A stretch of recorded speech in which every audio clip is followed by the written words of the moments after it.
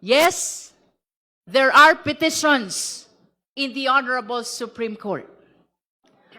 One, filed by a group led by the lawyer of Pastor Kibuloy. Ang nagsasabing siya raw ang appointed son of God. Kung kaya nitong pigilan ang lindol, kaya rin ba nitong pigilan ang mandato ng konstitusyon?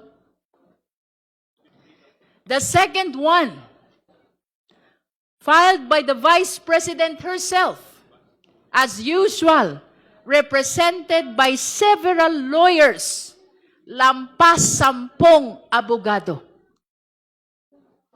And the third one, filed by several individuals, mostly lawyers.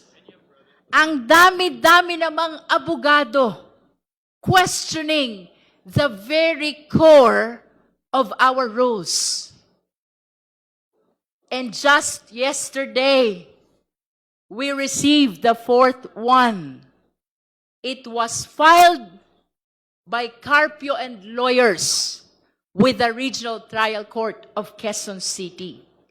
Esteemed colleagues, beloved countrymen, total of 4 petitions na ang layon ay patigilin ang pagdinig na ito. Ang palagi nating sinasabi, public office is a public trust. Indeed, easier said than done.